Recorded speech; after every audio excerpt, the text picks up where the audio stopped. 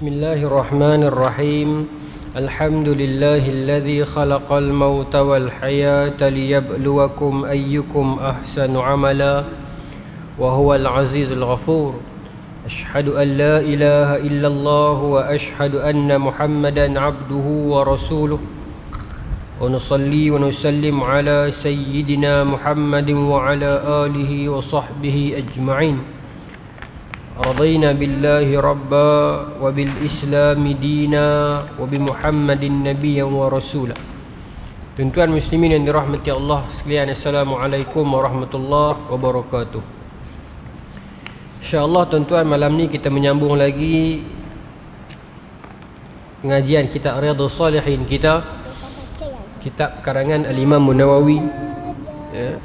Kita masih lagi dalam bab sabar. Dalam bab sabri, dalam bab sabar. Kita masuk muka surat 54. Hadis malam ni kita sambung hadis nombor 37 di dalam bab sabar.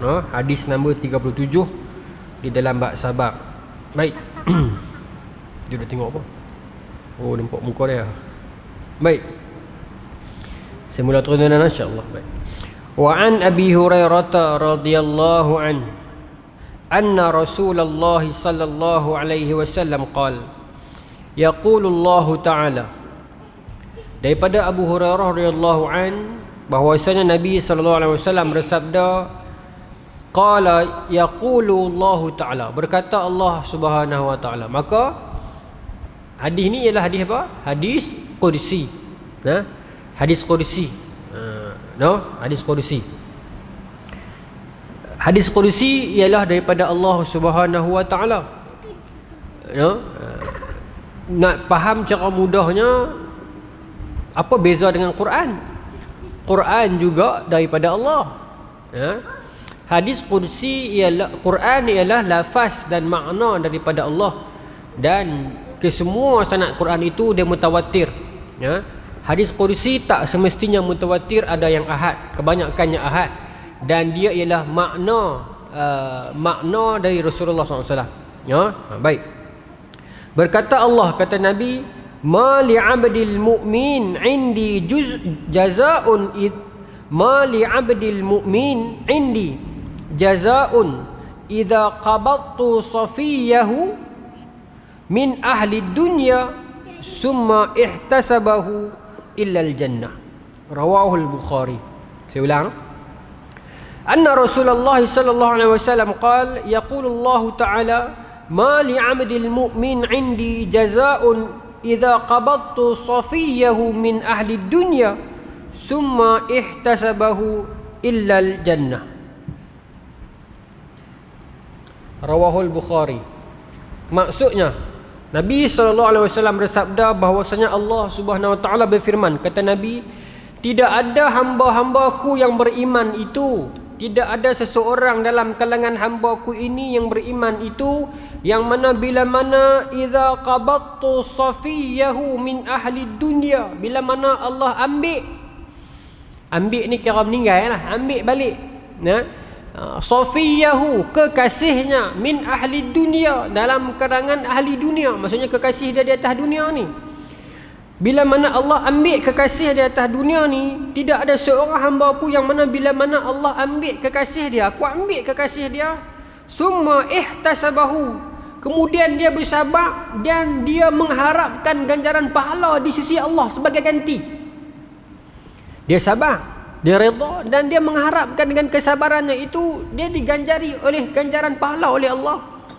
Maka kata Allah, tidak lain sebagai ganti kepadanya itu melainkan illal jannah, melainkan syurga. Yang tak, hadis ni pendek, ringan di lidah, tapi berat pada amalannya. Ulama bincang, safiyahu ni maksudnya apa? Kekasihnya.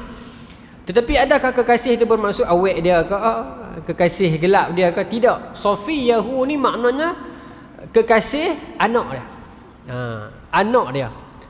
Bahkan setengah kitab syarah hadis kata anak kecil. Barang sesiapa yang ada anak kecil, Safiyahu ni kekasihnya ni kasih. Kalau dalam Dalilul Falihin, dalam syarah hadis ni sebut Safiyahu ay habibahu, kekasihnya, anaknya, anak kecilnya. Barang siapa yang dia ada anak kecil, ulama bincang kecil ni tahap mana, daripada baru lahir sampai dia sebelum, ada kata sebelum mumayyiz. Mumayyiz ni maknanya apa? Dia mumayyiz maksudnya dia mumayyiz, umur dia boleh beza antara baik dan buruk. Bukanlah baik dan buruk itu bermaksud perbezaan yang besar, dia boleh tahu parti ni baik, parti ni buruk, tidak. Tapi bermaksud dia tengok ayat panas di dapur, dia tahu ni panas jangan pegang. Dia tengok tek cicak, dia tak makan, dia tahu tak boleh makan. Tu mumayyiz tu. Dia boleh beza baik dan buruk. Boleh dengan tak boleh, mumayyiz. Tapi ada sebagai syarah, dalam syarah yang sama menyebut, sebahagian nukilan, sebahagian naqal mengatakan sampai umur dia mukallaf, iaitu dia dah boleh terima taklif, baligh. Mukallaf, taklif ni bebanan apa? Bebanan syariat. Dia fi'il rubai, kallafa yukallifu taklifan. Kallafa, dia menerima bebanan apa? Syariat lah. Jadi orang yang ataupun sesuatu yang memberikan taklif itu kita sebut mukallif. Allah lah fa'il, yang memberikan syariat itu. Kita maf'ul, mukallaf tu kita panggil mukallaf. Mukallaf dia wazan yang sama dengan Muhammad. Hamada yuhammidu tahmidan, puji-pujian yang bersungguhan, keagungan. Fa'il dia muhammidu, orang yang memuji itu Muhammad, orang yang kena puji itu Muhammad. Nampak tak kaedah dia sama, dia adalah wazan yang sama. Jadi taklif, orang yang memikul taklif dia ialah mukallaf. Sebab tu kita doa kepada Allah Subhanahu Wa Taala, la yukallif, Allah sebut dalam Quran, la yukallifullahu nafsan illa wus'aha. Allah tidak akan membebankan seseorang, sesuatu jiwa itu melainkan Allah tahu dia mampu menguruskannya. Tapi taklif dalam konteks ayat itu bukan syariat, tetapi ujian. Tetapi ujian. Yang kita doa dalam Quran, dalam surah Baqarah, dalam tahlil, ya Allah, jangan kau timpakan kepada kami taklif yang berat, seperti mana engkau timpakan min qablina kepada umat sebelum kami. Kita doa dalam tahlil kita dalam Quran, surah Baqarah disebut. Baik. Jadi Safiyahu ni ulama bincang ni anak yang bagaimana? Secara jumhurnya setuju, anak kecil tu semua setuju. Anak kecil tu semua setuju. Pasal anak kecil dia ada satu kelebihan yang Allah berikan kepada anak-anak kecil ni. Siapa pun tengok mereka tak meluat. Hatta sampai kita tengok anak orang kulit hitam di Afrika pun kita rasa comel, kita rasa suka, kita rasa jatuh sayang kepada dia. Tengok video di YouTube anak-anak baby 2-3 tahun, anak-anak orang kulit hitam di Afrika, kulit hitam ni, tapi kita tengok kita nampak comel. Walaupun anak orang kufar, anak orang Cina ke, anak orang India ke, anak orang putih, hatta anak orang Yahudi kecil-kecil ni, baby-baby, kita tengok pun jatuh sayang. Ini kelebihan yang ada pada anak kecil ni, yang siapa pun tengok rasa sayang kat dia. Dia buat perangai pun kita nak tergelak. Dia pergi dapur, dia buat kenjah dapur penuh, dapur selera habis, kita gelak. Tapi cuba umur 50 dia buat perangai lagu tu, kita meluat lah. Kita meluat. Itu Allah campakkan kepada anak kecil ni, Allah campakkan kepada kita bila dengan anak kecil ini kita lemah dan kita jatuh sayang. Itu kalau anak orang, apatah lagi anak sendiri. Kita tidur dia main pijak kepala kita pun kita gelak. Bagi kita tu hiburan. Tapi anak umur 20 main pijak kepala kita, boleh habuan lah. Jadi kekasih, itu yang kata kekasih tu. Jadi bila anak sendiri umur takat tu ni sayang sungguh-sungguh, pedoh sungguh-sungguh ni, silap sikit tak boleh, kita sayang sungguh kat dia pada masa tu. Masa tu Allah ambil dia dan dia sabar dengan ujian tersebut. Dia sabar dengan ujian tersebut dan dia mengharapkan pahala daripada kesabarannya itu. Maka kata Allah, tidak ada lain ganjaran baginya melainkan syurga. Dan ada perbincangan, adakah anak itu sampai besar dikira termasuk Safiyahu? Ada qaul yang mengatakan, dalam syarah hadis mengatakan, walaupun anaknya itu besar dah. Dari perbincangannya, Safiyahu ni dia berbincang anak lelaki. Tapi sebahagian ulama mengatakan dia termasuk anak perempuan.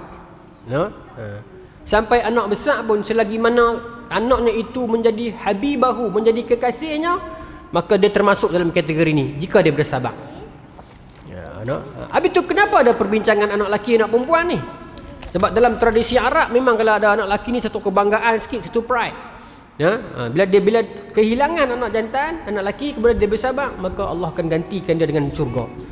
Tuan-tuan, Nabi SAW sendiri ada 3 orang anak lelaki. Yang pertama Qasim, meninggal awal. Yang kedua yang digelar dengan Tahir ataupun nama betul Abdullah. Abdullah ni anak laki pertama Rasulullah selepas kerasulan. Sebab tu dipanggil Tahir, suci. Pelan sikit suci. Abdullah nama dia. Pun meninggal muda. Last sekali masa ni Rasulullah dah tua dah berusia dah. Dia punya usia. Anak dengan Maryah Qibtiyah yang menjadi khilaf dalam kalangan ulama nasab. Adakah isteri ataupun hamba? Anak dengan Maryah Qibtiyah ni Ibrahim. Maksudnya Nabi dah tua dah. Nabi letak nama Ibrahim. Pun meninggal juga masa kecil dan Nabi menangis. Nabi menitikkan air mata. Dan kita baca hadis sebelum ni. Ingat tak sebelum ni ada hadis cucu Nabi, anak Zainab.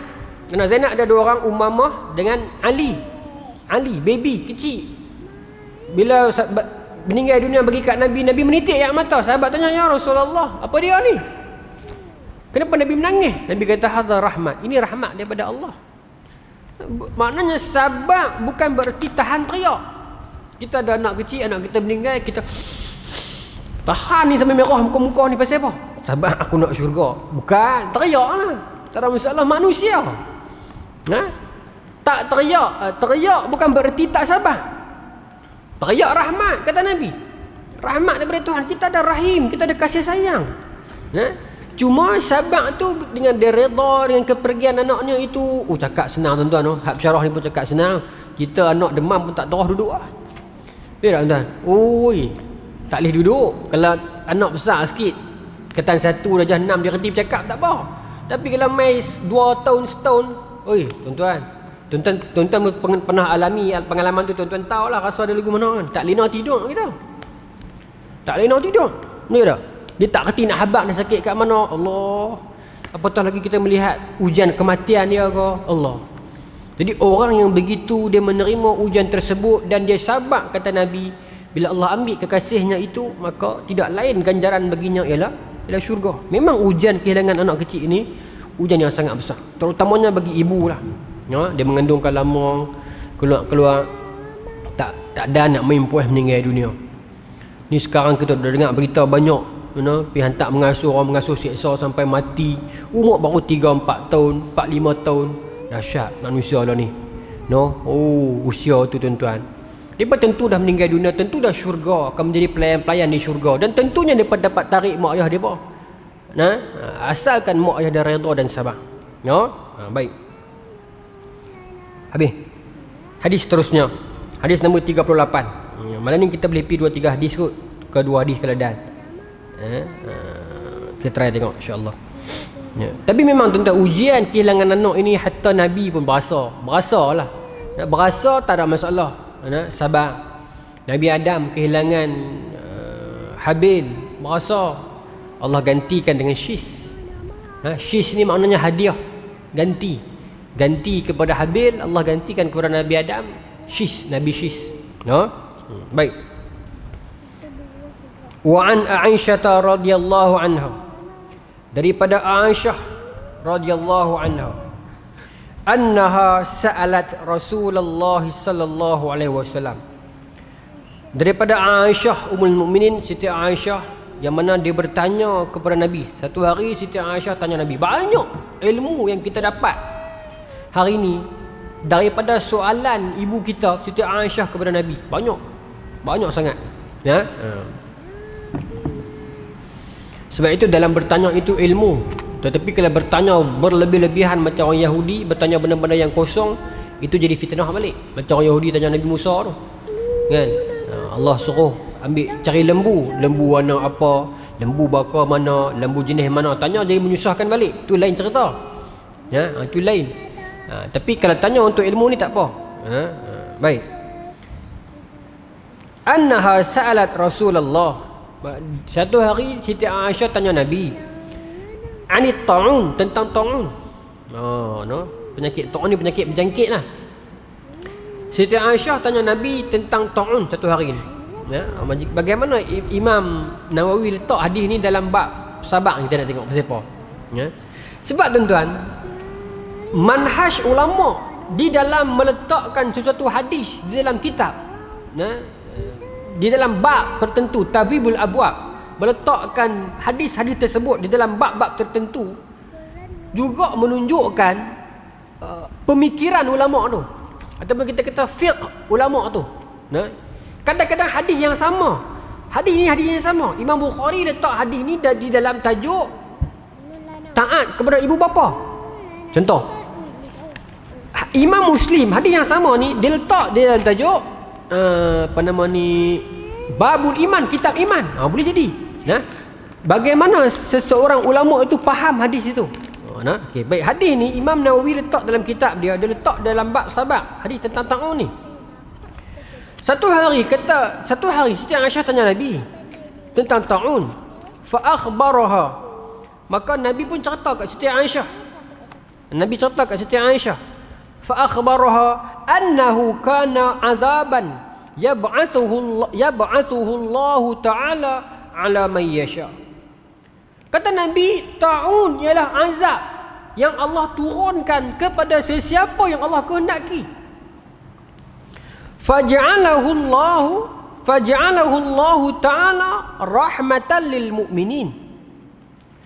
Dan ta'un yang sama itu juga Allah turunkan, dia menjadi rahmat kepada orang beriman. The same ta'un yang turun terima kepada orang kafir, jadi bala, jadi azab kepada dia. Dan the same ta'un yang sama kena atas orang beriman, jadi rahmat kepada dia. Baik. Falaisa min amdin yaqa'u fi ta'un fayamkusu fi baladihi sabiran muhtasiba ya'lamu annahu la yusibuhu illa ma kataballahu lah illa kana lahu mislu ajri syahid. Rawahul Bukhari. Ini yang kita syahid ni. Sambungan Nabi kata, falaisa min abdin yaqa'u fit ta'un. Tidak ada seseorang hamba itu yang mana dia sedang duduk dalam kawasan ta'un. Kawasan penyakit ta'un ni penyakit berjangkit lah, penyakit wabak yang merebak. Ta'un ni dia sebab apa? Sebab ayak kotor lah, penyakit bauan ayak kan. Tapi ta'un ni dalam konteks hadis bila kita baca, maksudnya penyakit wabak yang berjangkit. Sagi cerita dia ni panjang juga ni, kalau kita nak cerita ni fiqh dia. Kata Nabi, orang yang duduk dalam satu kawasan yang terkena dengan ta'un, fayamkusu fi baladihi sabiran, dan dia tunggu di negeri tu. Negeri yang kena ta'un tu, dia duduk situ, dia tak keluar. Dan dia tunggu dengan sabar. Ini yang sikit sana.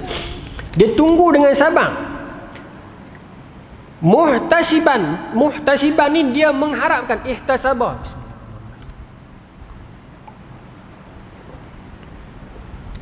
Dia mengharapkan ganjaran di sisi Allah dengan kesabaran dia. Ya'lamu annahu la yusibuhu illa ma kataballahu lahu. Dan ketika mana dia tunggu dengan sabar, dia tak keluar tinggalkan negeri dia, dalam keadaan itu dia yakin pula yang ta'un ni tak boleh kena dia, melainkan Allah tetapkan dia kena, dia akan kena. Lepas tu dia kena, illa kana lahu mislu ajri syahid. Kalau dia kena, kata Nabi, dia mati dan dia akan dapat ganjaran mati syahid. Rawahul Bukhari. Yang ni yang ada cerita baru-baru ni, apa nama ni, Covid ni. Yang kata orang mati Covid ni mati syahid ni. Dan ni hadis dia ni. Cuma syahid apa ni? Syahid apa? Syahid akhirat. Dia nama dia syahid akhirat. Syahid ni ada 3. Tapi bukan Nabi kata ulama susun balik daripada hadis-hadis Nabi banyak-banyak. Ulama simpulkan, terbitkan, syahid ada 3 jenis. Syahid ada 3 jenis. Syahid yang mula sekali, yang paling bagus, syahid dunia dan akhirat. Syahid dunia dan akhirat. iaitu orang yang mati man qutila, barang siapa yang mati terbunuh di dalam dia menegakkan agama Allah, dia berperang dengan orang kufar yang harbi. Dia bukan pi bunuh orang kafir tak tentu hala yang tak ada salah apa, tak. Dia berperang dengan orang kufar yang harbi, yang berperang for the sake of Islam. Litakunu kalimatullah hiyal ulya, untuk menegakkan kalimat Allah. Dia berperang dengan orang kufar, seperti mana orang Palestin berjuang lawan dengan orang Zionis tu. Kalau kita di negara kita akan berlaku satu ketika nanti bergaduh berkaitan dengan agama, akidah, maka kita berjuang bangkit. Itu untuk agama. Tapi ada hadis yang lain, Nabi kata man qutila duna dinihi fahuwa syahid, man qutila duna malihi fahuwa syahid, man qutila duna ahlihi atau kama qala keluarganya fahuwa syahid. Itu ada hadis yang lain pula kan. Siapa yang terbunuh mempertahankan agamanya syahid, siapa yang terbunuh mempertahankan hartanya syahid, siapa yang terbunuh mempertahankan keluarganya syahid. Ada hadis yang lain. Kita dalam konteks syahid dunia akhirat ini, yang jelas dia mati berjuang atas nama agama. Senang habaq di Palestin lah. Dan dia berbunuhan dengan orang kafir untuk mempertahankan agama. Tetapi kalau dia mati terbunuh sebab dia lawan dengan orang kafir, tapi bukan atas nama agama, berebut tanah, lawan orang kafir ke, terbunuh, tak kira syahid, kira mati biasa lah, mati biasa. Tapi atas nama agama. Sebab tu para sahabat cukup jaga tuan-tuan, cukup jaga dalam bab ni. Dalam satu dua ayat tuan-tuan, kisah Sayyidina Ali ketika perang. Tapi saya tak ingat perang mana yang ni. Saya rasa dia bukan perang Badar ni, dia kemudian. Saya ingat nanti saya akan sebut balik nanti di kuliah ni. Masa Sayyidina Ali lawan dalam satu perang, ada dalam nihayah kisah ni, riwayat ni, tapi saya tak ingat nama perang ni. Bukan perang Badar ni rasa. Tak apa, nanti saya ingat saya sebut. Tapi perang ni, masa Sayyidina Ali dah naik atas badan satu musuh Islam ni, dah nak tikam dia dah. Duk lawan berduel dengan dia, nak lawan nak tikam dia dah. Tapi tiba-tiba musyrikin ni pergi ludah muka Sayyidina Ali. Ludah muka. Tuan-tuan tahu Sayyidina Ali lawan dengan dia, lawan dah, dia dah jatuh dah. Sayyidina Ali dah nak tikam dah, nak habiskan riwayat dia. Dia ludah muka Sayyidina Ali. Tuan-tuan tahu apa Sayyidina Ali buat? Dia tinggal terus kawan tu. Dia tinggal. Bila dia tinggal, orang lain habiskan lah. Habis perang, para sahabat tanya Sayyidina Ali, kenapa hang tinggal dia? Sikit lagi nak habis tu. Dia kata, aku memang lawan dengan dia, aku nak bunuh dia kerana Allah. Tapi bila dia ludah muka aku marah masa tu. Dan kalau aku tikam dia masa tu, aku bukan tikam kerana Allah, tapi aku tikam kerana marah. Kalau kita kira sekali kira apa kan? Tapi ni kerana warok tuan. Kerana warok. Saya ingat kalau tikam pun tak ada masalah kan, orang kafir. Tapi kerana waroknya Sayyidina Ali tu. Tapi of course lah dia yakin orang lain akan mai. Masa tu yakinlah. Bukan kata kita tinggal musuh lari medan perang, tidak. Tapi nak menjaga niat. Aku takut kalau aku tikam dia masa ni, aku tikam mati dah, aku bunuh dia bukan kerana Allah, tapi kerana aku marah. Tuan-tuan, sampai teratu kewarokan tu. Sampai teratu. Kita tak tahu. Kita tak tahu.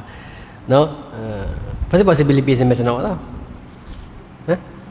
Sebab lah. Tuan, sebab dah bila-bila sampai Sayyidina Ali. Allahumma salli ala Sayyidina Muhammad. Tak apalah, ingat sikit sahabat. Sebab tadi saya cerita ni kan. Lupa dah. Tak apa. Pasal syahid, terima kasih. Pasal syahid. Nak cerita pasal syahid. Terima kasih. Syahid. Maka yang berperang dunia dan akhirat, yang dapat syahid dunia dan akhirat, orang yang begitu, kata ulama, depa mati terus tanam, kan?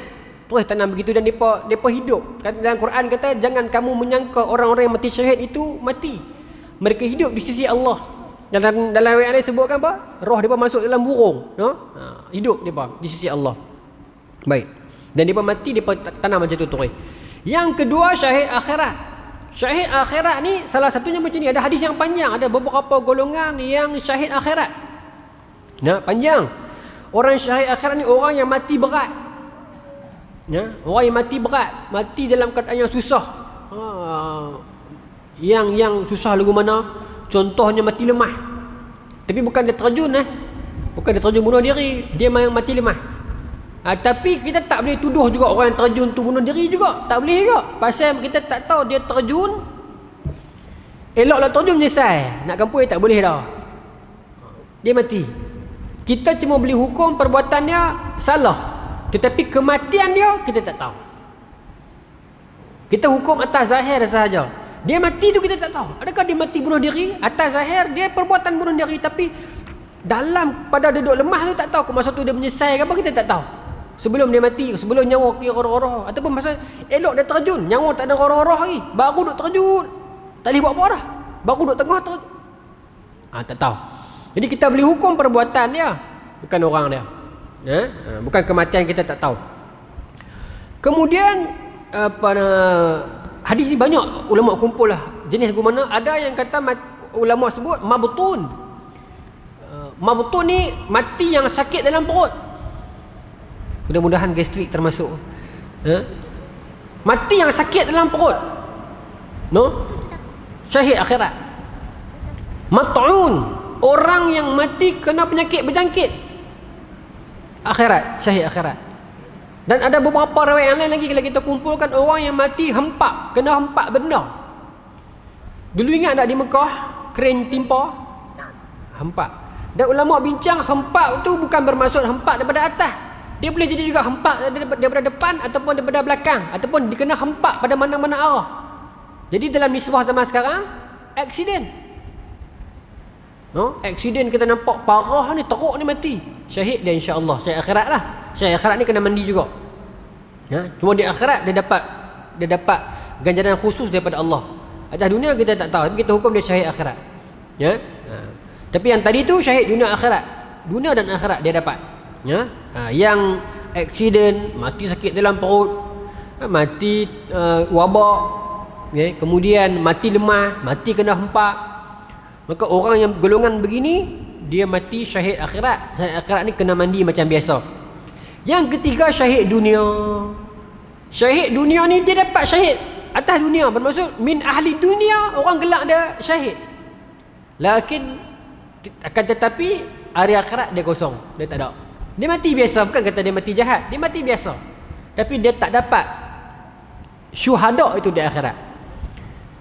Ulama bincang, yang ni jenis ke mana pula? Jenis orang bila mana dia mati, orang nilai dia memang syahid, tetapi orang tak tahu niat dia bukan untuk agama, niat dia untuk pride, kebanggaan diri, niat dia untuk gaji, niat dia untuk orang nampak dia syahid. Jadi orang begini dia akan dapat syahid, tapi syahid dunia. Akhirat dia tak dapat. Bukan dia tak dapat bermaksud dia kena hukum, dia tak kena hukum, cuma dia tak dapat syuhada tu. Dia berjuang, adakah sia-sia? Tak sia-sia, dia ada pahala, tapi tak dapat yang kata syahid tu. Allah tak zalim. Cuma dia tak dapat yang kata syahid tu. Tapi ada kisah yang seorang sahabat ni dia berjuang. Semua pakat sahabat ni bila tengok mayat dia, semua pakat kata dia syahid kan. Nabi kata bukan. Tapi Nabi tahulah. Nabi cerita balik yang dia ni berjuang kerana nama. Kemudian dia mati bukan sebab kena tikam, dia tak tahan dengan sakit, dia tikam diri sendiri. Ada hadis tu. Tu bab lain, tu bab dia tikam diri sendiri. Baik. Maka orang yang falaisa min 'abdin yaqa'a fi ta'un fayamkusu fi baladihi sabiran, dia duduk di negeri dia tunggu, dia sabar. Ya'lamu annahu la yusibuhu illa ma kataballahu lah. Dan ni akidah pula, dia yakin yang penyakit itu takkan kena kepada dia melainkan Allah tetapkan, tapi dengan syarat dia ikut peraturan lah. Baik. Kenapa kena ikut peraturan ni? Lagi kita akan sampai bab tu. Illa kana lahu mislu ajri syahid, melainkan dia akan dapat pahala syahid.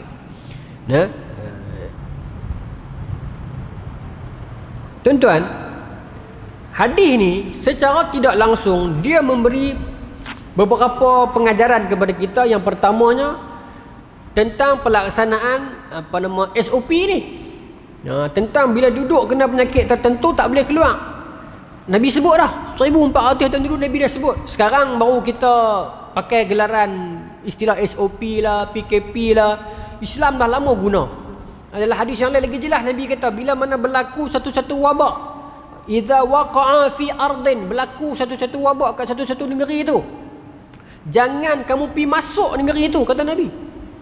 Dan idza waqa'a fi ardin wa antum biha, dan kalau berlaku kat satu-satu negeri yang kamu duduk dalam negeri itu, fala takhruju firaran minha, dan jangan kamu keluar lari dari negeri itu. Hadis ni tuan-tuan, ni hadis yang lain. Nabi jelas, Nabi beritahu kat kita konsep apa ni, konsep PKP ya. Kalau kita duduk dalam negeri itu berlaku ta'un, ya, dan kita duduk dalam negeri itu, Nabi kata la takhruju firaran minha, jangan kamu keluar lari. Maksudnya jangan kamu duk tuang balik. PM umum kata PKP, cuti sebulan, pakak keluar habis berderet balik kampung, berselerok habis penyakit-penyakit tersebar. Hadis tu Nabi abang dah. Kalau duduk dalam negeri itu berlaku penyakit tu, jangan keluar. Dan kalau ada dengar negeri itu ada penyakit tu, jangan pi, kata Nabi. Ini konsep PKP. Nabi SAW dah sebut 1400 tahun dulu dah. Dan hadis yang lain kata Nabi, la yuradu mumridun ala musih, jangan campur yang sihat dengan yang sakit. Tapi hadis ni ulama fiqh pakai banyak lah. Kita nak masak ayam, contoh gulai, ayam yang kena hawa campur dengan ayam yang elok, tak apa kot, boleh kot, tak boleh, haram, tak boleh, tak boleh campur. Banyaklah hadis ni boleh pakai dalam, boleh diaplikasikan dalam banyak konteks fiqh. Tapi dalam konteks penyakit ni juga sama. La yuradu mumridun ala musih, boleh juga pakai dalam konteks kuarantin. Tidak, orang sakit dengan jangan duduk campur dengan orang sihat. Boleh pakai lah. Dulu di Pulau Jerjak dia jadikan tempat kuarantin untuk orang penyakit kusta. Dekat 40 tahun saya tengok video tu. Lepas tu barulah mereka kaji balik, rupanya penyakit kusta tak berjangkit dengan sentuhan kot. Barulah mereka buka kan. Buka balik, maka penyakit kusta dirawat di situ dan di Sungai Buloh. Saya ingat saya dalam sejarah dia lah. Dulu mereka asing sungguh-sungguh. Tak di pulau tu. Kemudian apa tu kita bincang? Sutera pertama, HIV kan. HIV juga berjangkit, tapi setakat sentuhan dia tak berjangkit kan. Banyak salah faham kadang-kadang berlaku. Tapi dalam konteks COVID ni dia berjangkit dengan sentuhan. Sebab apa? Sebab dia COVID ni dia masuk kot mata, mulut, hidung kan. Tangan kita ni yang selalu duk tenyeh ni, yang duk buat masuk. Sentuhan ni kadang-kadang kita bertuh mana-mana kita duk tenyeh. Pasal sepah pula. Dia sehari berapa kali kita tak tahu ni, kita pergi sentuh ni. Sebab tu tuan-tuan, mask penting kita tahu. Tapi sekarang ni undang-undang KJ kata apa? Is up. Tu masing-masing kan nak pakai tak pakai kan, sebab lah sekarang ni dah redha sikit dah. Tapi hand sanitizer tu kalau bukan COVID pun kita kena kerap pakai. Saya pakai, saya ada Laritos, saya spare. Kena sentiasa ada. Bagi saya lah, kita jaga. Pasal kalau kita pakai mask pun tangan kita tak jaga, duk sentuh mata. Lagi balik rumah kita buka mask, kita pergi tanya. Ni kita ada pegang di besi mana-mana ada COVID, kita tak tahu. Kalau bukan sebab COVID pun benda lain tuan-tuan. Lah ni penyakit macam-macam. Kuman merata lah ni tuan-tuan. Dulu tak pernah dengar kencing tikus kan. Mungkin tikus dulu berak di jamban kot, kencing di jamban. Kencing lah, tikus lah merata kencing. Dulu seronok benda yang terjun, lah takut benda yang terjun. Lembu gila lah, anjing gila lah, macam-macam gila tu ada ni. Saya ingat sehari setahun dua ni tak sampai setahun dua. Tengok dia kamera baru pula lagi dahsyat. Dan kita diambang bencana yang besar ni Malaysia ni. Tunggu Ustaz. Kita kena bersedia. Ni akhir zaman ni dia dekat-dekat ni, dia macam-macam dah ni. Dia bukan ramal ni, tidak, dia geopolitik. Dengan geografi. Ni dekat-dekat dah ni. Dia akan main lagi ni. Ni kalau kita main penyakit babi hutan, kita selerok habis tuan-tuan. Babi hutan ni dia akan jadi satu national threat, saya berani kata, ancaman besar ni. Bila pokok hutan semua kena gondoi habis, dia akan jadi ancaman besar babi hutan. Bukan kita benda kecil. Dulu mereka bergaduh di Dewan Undangan Negeri Melaka pasal kes babi kan. Jadi di bahan lawak. Saya ingat dia tak lawak, benda ni besar tuan. Law nak pergi mana-mana petang-petang pun takut. Oh, babi banyak sungguh lah ni. Dan saya ingat, dan babi ni pula jenis banyak-banyak. Tuan-tuan, babi betul. Babi betul babi kan. Banyak. Serondai orang tak tentu lah. Dan dia banyak sekarang. Dia ada hutan-hutan, tempat-tempat dia kita tebas. Saya ingat tuan-tuan, setahun dua ni dia akan jadi masalah besar. Tunggu tengok lah. Kalau kita duk anggap benda tu lawak lagi kan. Kadang-kadang benda ni dia jadi bahan lawak. Bukan, babi bukan bahan lawak. Ya, kena ada usaha yang sangat keras untuk nak lawan dengan babi ni. Dulu apa? Ahli Dewan Undangan Negeri tu kan, dia kata saya tembak babi, orang gelak kata. Tapi saya ingat benda tu bagus. Bagus. Dia berenang boleh babi ni tau. Dia boleh berenang. Dulu yang kan lawak, banyak betul. Tengok video banyak daripada tunjuk dia berenang sampai ke pantai, dia langgar ambil orang mati. Uish, dahsyat ni. Dia langgar kereta pun beralih kereta. Apatah lagi motor. Dan babi ni jenis berdendam. Tu yang kata babi tu. Dia berdendam. Dan kita nak lawan dia, lawan bagi dia mati terus. Takat dia sakit tuan-tuan, dia tak tinggal kita lagi, kita tak apa. Itu panggil babi. Pasal tu kot nama dia babi, tapi dia memang babi kan. Tak apa aku sebut tu memang nama dia kan, bukan mencarut kan. Pasal kita ni kadang-kadang kita tak boleh beza mencarut dengan tak mencarut.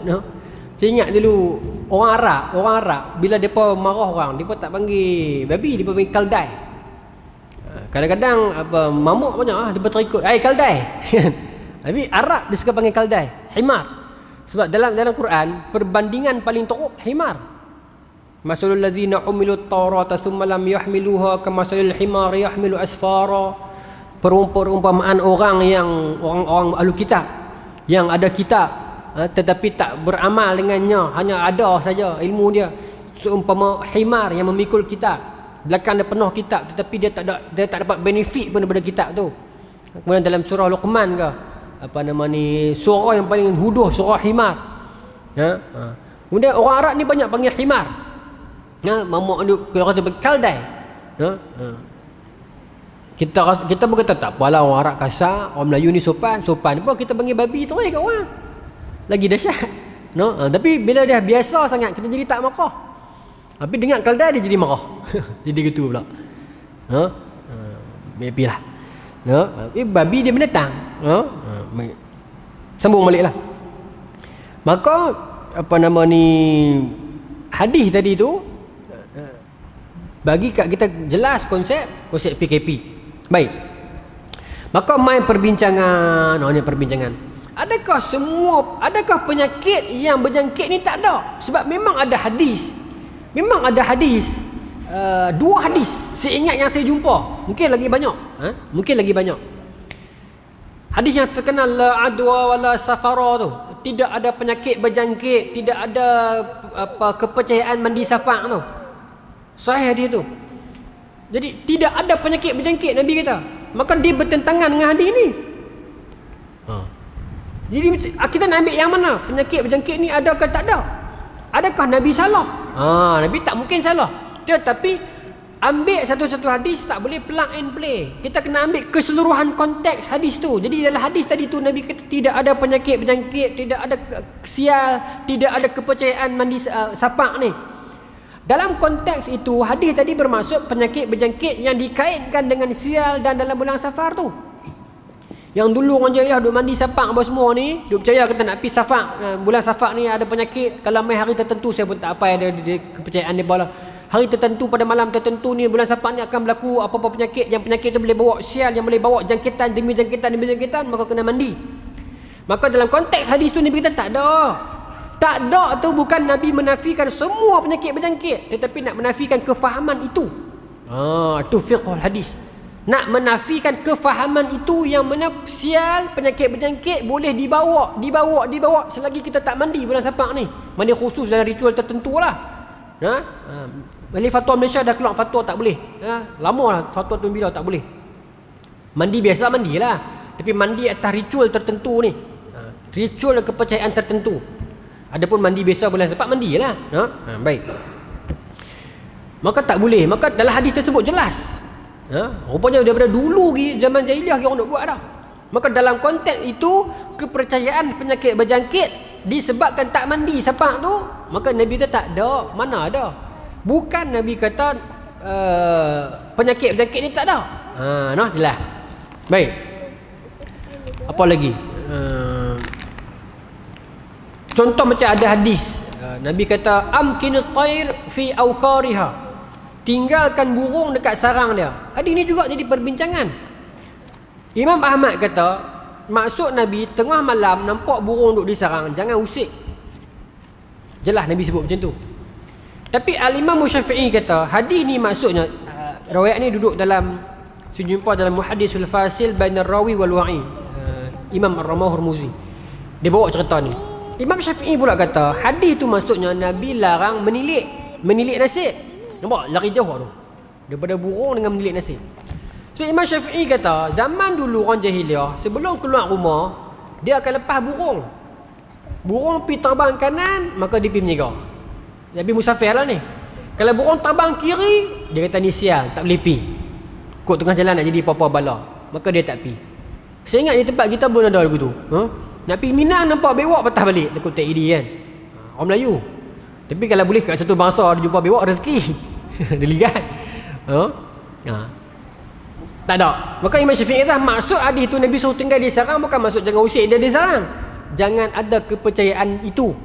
Percaya kepada sial, percaya kepada tilik nasib ni. Jelas tuan-tuan. Baik. Habis selesai dua. Baik. Seterusnya tuan-tuan, Isyak masuk dulu. Tak lagi no? Tak ada dia punya tu no? Masuk dah? 8 minit dah masuk. Saya sikit lagi no? Boleh? Habis hadis ni no? Baik. Seterusnya tuan-tuan, boleh habis lagi, pukul lepas setengah tuan-tuan, baru mula ya. Baik. Tak apa, saya tak mau pergi pukul 9. Saya tak mau pergi lama-lama. Okey, kita nak bincang hadis ta'un ni. Beberapa orang sahabat Nabi meninggal kerana ta'un. Ada. Antara terkenal Abu Ubaidah Al-Jarrah, antara yang terkenal Muaz bin Jabal. Ya, antara yang terkenal Yazid bin Abu Sufyan. Yazid bin Abu Sufyan ni abang kepada adik kepada Muawiyah bin Abu Sufyan. Nanti Muawiyah ada anak nama Yazid bin Muawiyah pula. Tu kita jangan keliru yang tu. Ya, Yazid ada banyak dalam keturunan Abu Sufyan ni. Jadi ini Yazid bin Abu Sufyan meninggal. Abu Ubaidah Al-Jarrah meninggal syahid ta'un. Muaz bin Jabal meninggal. Dalam peristiwa ta'un disebut sebagai tahun Amwas. Tahun Amwas ni peristiwa ta'un yang berlaku dekat sebuah kawasan nama Amwas di Syam, berlaku tahun 17 Hijrah. Ingat 17 Hijrah. Sebelum tu lagi ada perbincangan masa rombongan pasukan tentera nak masuk ke negeri itu, dengar cerita pasal ada ta'un. Maka berlaku perbincangan dalam kalangan para sahabat zaman Sayyidina Umar 17 Hijrah ni. Nak masuk ke tak masuk kawasan tu, kawasan Syam masa ni. Maka Sayyidina Umar putuskan tak mau masuk pasal ada ta'un. Masa ni Abu Ubaidah Al-Jarrah protes Sayyidina Umar. Abu Ubaidah kata, "Atunafiru min qadrillah?" Adakah kamu nak lari daripada takdir Allah?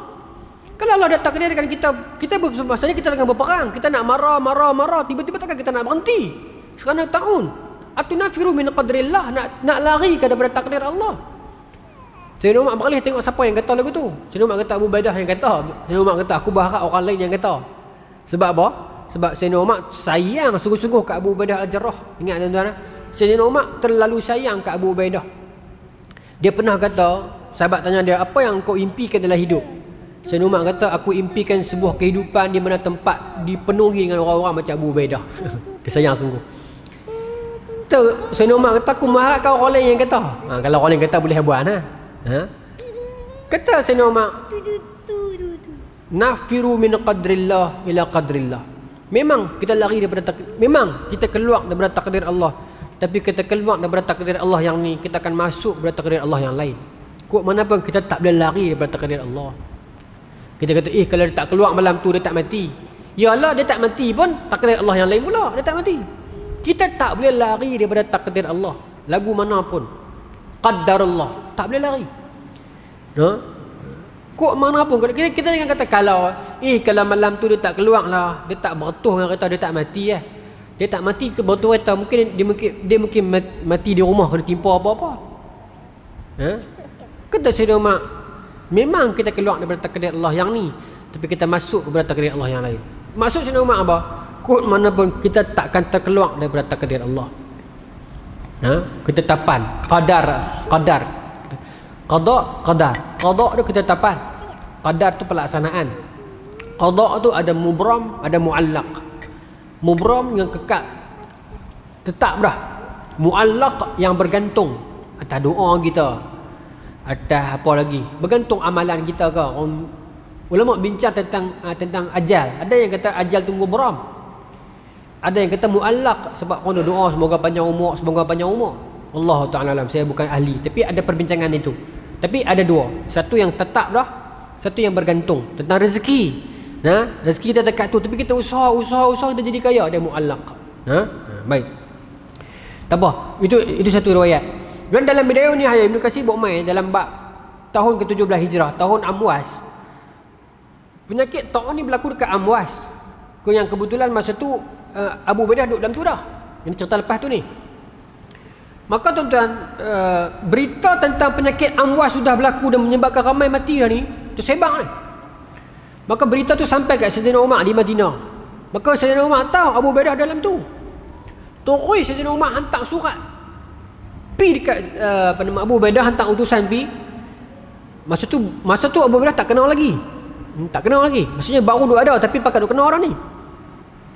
Sayyidina Umar hantar surat kepada Abu Ubaidah, wahai Abu Ubaidah, aku perlukan hang atas urusan yang sangat penting. Kalau hang terima surat ini siang, jangan tunggu malam. Kalau hang terima surat ini malam, jangan tunggu siang. Bermaksud datang segera ke Madinah. Riwayat ni siapa cerita? Abu Musa Asy'ari cerita. Maka bila Abu Ubaidah ni pandai, dia pandai. Soalnya baca kisah Abu Ubaidah Al-Jarrah seronok. Sayyidina Umar ngaji pergi melawat dia. Pergi rumah dia, semua tengok apa yang ada di rumah dia, dahsyat Abu Ubaidah ni dia dahsyat. Sebab Nabi yang sangat dahsyat. Cuma sahabat Nabi hebat. Cuma kita biasalah bila kita baca ada yang tertentu yang kita minat, yang kita rasa dia ni hebat.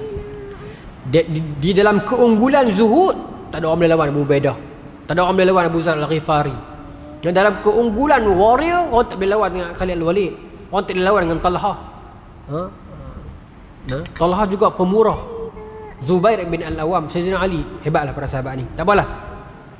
Maka Sayyidina Umar hantar lagu tu. Abu Ubaidah dia faham, dia kata Sayyidina Umar ni bukan apa, dia sayang aku. Cerita dia bukan ada benda penting sangat pun. Dia nak suruh aku keluar daripada Amwah ni. Tapi hadis Nabi kan tak bagi keluar. Maka dia kata kat Sayyidina Umar, Aukamakal, aku tak boleh tinggal di negeri ni. Aku pemimpin negeri ni, takkan aku nak lari tuang. Dan aku dah duduk dalam kawasan negeri ni, meskipun aku tak kenal lagi, tapi aku tak boleh tinggal di negeri ni. Tuan-tuan, Aukamakal bila surat itu kembali kepada Sayyidina Umar, Sayyidina Umar baca teriak lagu budak. Maka para sahabat syura yang di sekeliling Sayyidina Umar tanya, adakah Abu Ubaidah telah mati? Kata Sayyidina Umar, tak mati, tapi seakan-akan bakal lah. Sayyidina Umar boleh baca lah. Sedangkan Abu Ubaidah masa tu tak kenal lagi. Tak beberapa lama lepas pada tu, Abu Musa Asy'ari ke bukan? Seorang sahabat yang lain, isteri dia kenal. Kemudian dia ni pula duduk dalam Bidayah Nihayah, Ibn Katsir sebut nama sahabat ni, tapi saya tak mau sebut pasal saya lupa. Saya sebut lagi, saya silap sebut nama orang lain, nanti jadi riwayat yang salah pula. Jadi saya kata saya lupa, senang. Tapi sahabat. Saya nak sebut Abu Musa Asy'ari, saya takut silap. Tapi saya nak kata sahabat, tapi saya tak ingat nama dia. Senang. Saya takut silap lagi kan. Jadi seorang sahabat ni bini dia kena di rumah. Yang dia ni pula dua rajin duduk dengan Abu Ubaidah Al-Jarrah. Maka bini dia meninggal. Lepas tu dia meninggal. Lepas tu Abu Ubaidah kena. Abu Ubaidah kena, tak lama lah. Lepas Abu Ubaidah kena, dia doa dan dia meninggal. Lepas dia meninggal, yang gantikan tempat dia ialah Muaz bin Jabal. Muaz bin Jabal naik sat dah. Kena juga Muaz ni. Dalam riwayat kata dia kena di tangan. Tak tahulah kena di tangan tu lagu mana. Mungkin ada luka di tangan ke apa, saya tak tahulah. Saya tak tahu. Sebut di tangan. Di tapak tangan. Maka dia beralih tangan dia kot tu, dia tengok, dia kata, ya Allah, janganlah berikan aku harapan di atas dunia ni lebih lama. Maksudnya aku tak mau ada harapan, tak maulah ada sisa-sisa harapan untuk lama-lama atas dunia ni. Bukan minta mati, tapi bermaksud mereka lebih mengetahui je lah. Kita tak boleh minta mati, tapi para sahabat lebih mengetahui. Tapi riwayat ini menjadi dalil.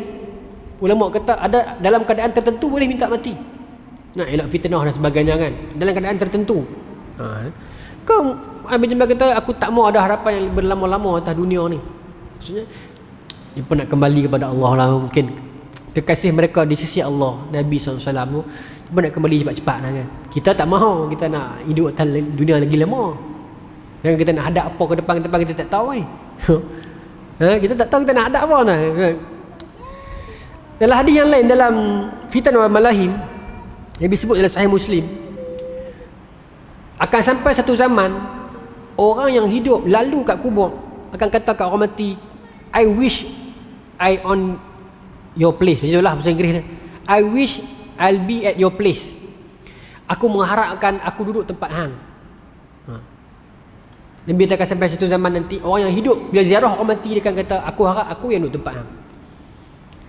Maksudnya mati lagi senang daripada hidup. Akan sampai zaman itu.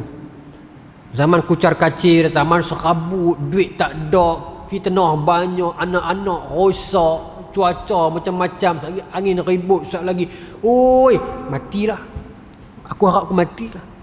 Tapi kita dulu satu zaman makmur di mana kita tengok orang mati, kita rasa lah bujuklah aku tak mati. Akan sampai zaman awaklah aku yang tak mati, dia yang mati. Aku harap aku yang mati. Lepas tu. Akan sampai zaman itu. Dan Muaz bin Jabal kata, aku tak mau berharapan yang berlama-lama atas dunia yang sementara ni, maka dia minta doa dan dia mati. Dan anak dia mati. Dan anak Abu Ubaidah mati. Lepas pada tu yang naik ganti depa Amr bin Al-As. Amr bin Al-As ganti. Semua sahabat besar ni. Maka Amr bin Al-As lah yang kata, aku melihat, saya tutup orang. Aku melihat wabak ini dia macam api. Selagi mana kita duduk dekat-dekat, dia akan sambak. Maka aku perintahkan hampa pakat keluar lah, bukan keluar dari negeri ni, keluar pi duduk gunung, di kaki-kaki bukit ke gunung. Pi keluar duduk jarak sat. Insya-Allah macam api. Bila tak ada rumah sebelah, dia tak ada jilat apa, dia habis gitu lah. Dia akan bakar seorang-seorang, dia akan habis. Bila tidak ada getah yang dekat-dekat, dia akan habis. Selagi ada dekat-dekat, dia akan sambak. Ini analogi Amr bin Al-As buat. Sebab tu kena pergi berjarak sah. Ini konsep apa? Social distancing, penjarakan sosial. Siapa yang kata dulu? Abu Ubaidah Amr bin Al-As, sahabat Nabi. Tak perlu WHO, tak perlu Dr. Bakar. Sahabat Nabi. Bercakap atas ilham daripada Allah. Dan nak jadi cerita tuan-tuan, ni saya nak tutup dengan yang ni lah. Seminit ni. Masa dia kata lagu tu, ada seorang lelaki di masjid. Nama dia Allahumma shalli ala sayyidina Muhammad. Abu Wa'ilah Al-Huzali. Nama dia Abu Wa'ilah Al-Huzali. Saya ingat dia bukan, dia sahabat ke? Dia sahabat. Sahabat ke? Dia sahabat. Pasal apa? Kau dia bukan. Tapi dia claim dia sahabat. Sahabat lah kot, takkan dia nak tipu. Dia kata kepada Amr bin Al-As, lepas Amr bin Al-As kata macam tu, so keluar pergi kat gunung-gunung, dia kata, kazab betul, hang ni penipu. Dia kata, aku duduk berjalan dengan Nabi selama ni. Tu yang saya kata tadi tu. Mungkin dia sahabat lah, pasal dia claim macam tu. Aku duduk berjalan dengan Nabi selama ni, mungkin ikut pergi musafiran, pergi perangan, maksudnya pernah bermusafir dengan Nabi lah. Bukan duduk akrab dengan Nabi macam sahabat ni, tidak, tapi pernah. Abu Wa'ilah Al-Huzali kata, tipu. Aku pernah duduk dengan Nabi tak pernah cerita apa benda-benda ni. Dia nak kata bid'ah, tak kata bid'ah lah. Dia nak kata Nabi tak pernah habaq benda macam ni. Dia duduk di gunung lah, api lah, apa lah, pandai-pandai orang nak kerja. Ada lagi orang zaman dulu ni? Ada. Nampak? Zaman tu ada orang lagu ni. Apa benda pun nak lawan dia. Jangan lawan nanti nilai dulu. Semua benda kan nak berontak kan susah kat tuan-tuan. Zaman lawan ni pun. Kita jadi paranoid tak? Paranoid ke bahasa dia? Apa saja orang buat, kita rasa macam nak buat fitnah kat kita. Tu rasa pernah jumpa ada orang macam tu dekat Facebook, dekat media sosial, dekat luar, kawan-kawan tuan-tuan. Apa sahaja yang orang jadi atas dunia ni, semua dia rasa macam nak buat kinat kat dia. Apa sahaja dasar yang orang buat, semua dia rasa nak kena atas kepala dia. Semua dia rasa depa ni geng tak guna, depa ni apa sahaja. Orang buat yang tu pun tak kena, orang buat yang ni pun tak kena, semua nak kena atas kepala dia. Orang begini dia paranoia, dia terlalu takut. Dia paranoid sangat. Apa-apa pun dia kira semua nak kena atas kepala dia. Kadang-kadang orang buat tak ada kena-guna untuk dia pun. Kan? Banyak tuan-tuan, kadang orang buat sistem tu, dia kata sistem ni semua tak ada line ni, semua ni nak ni kita ni. Orang buat 5G, yang ni nak merosak otak kita ni. Orang buat yang tu, yang ni orang tak boleh buat apa. Dan saya tak nafikan ada benda yang orang buat memang dengan tujuan jahat. Dunia ni memang penuh dengan orang baik dan penuh dengan jahat. Memang pertempuran batil dengan hak takkan berhenti daripada zaman Nabi Adam dengan Iblis sampai zaman Dajjal dengan Nabi Isa. Takkan berhenti. Ultraman pun ada raksasa. Hero Hindustan pun ada orang jahat, ada Inspektor Zahab. Pertempuran hak dengan batil takkan berhenti. Mat Kilau pun ada, Captain Sayers, kan? Ada. Baik. Memang ada, tapi jangan sampai tahap kita bangkang sampai tahap orang tak boleh buat apa. Macam kes yang ni lah. Dan macam kes dalam saya cerita tadi, Abu Wa'ilah ni dia kata hamba. Maka dia terus pakat packaging dia dengan anak-anak dia, dengan 2-3 orang pengikut sahabat-sahabat dia macam dia, keluar dari masjid tu. Kemudian tak mau ikut arahan Abu Amr bin Al-As. Hala ikut Piduk dekat kaki bukit Sa'ad, nak bagi reda wabak ni. Dan akhirnya kawasan itu yang pertama sekali clear. Yang pertama sekali wabak itu habis. Dia panggil apa? Dia ada istilah dia lagu no. Fasa pemulihan itu lah. Yang pertama sekali terselamat itu. Tapi yang Abu Wa'ilah ni nasib dia, seingat saya dia kena wabak tu. Itu bagaimana Islam menangani wabak zaman itu. Tapi tuan-tuan, kalau saya ada masa sikit ni, saya nak cerita. Dekat barat pun kena masa tu the Black Death, kematian hitam. Itu pun dahsyat. Virus bawaan tiki-tuki hitam. Bagaimana mereka menangani wabak tu? Mereka panggil Tok Bongo, mereka puja ni macam-macam pelik merepek. Orang barat menangani the Black Death masa tu. Tapi orang Islam dia ada kaedah dia. Dia ada doa, dia ada tawakal, dan dia ada usaha juga physically, usaha sains. Itulah macam Abu bin As sebut. Jadi kita yang mai kemudian ni, kita kena integrasi usaha cara medik, cara fizikal, cara otak, cara akliyah pun kita buat, cara ukhrawi, cara akhirat, cara dalil pun kita buat. Wallahu taala alam. Tuan-tuan, bulan depan kita sambung lagi hadis bab sabak. Jangan saya tak banyak dakut. Mari kita masuk bab yang baru. Wallahu taala alam. Bismillahirrahmanirrahim. Allahumma razaqna fahman nabiyyin wa hifdzal mursalin wa ilhamal malaikatil muqarrabin wa hdina fi hidayatil arifin bi rahmatika ya arhamar rahimin walhamdulillahirabbil alamin. Assalamualaikum warahmatullahi wabarakatuh.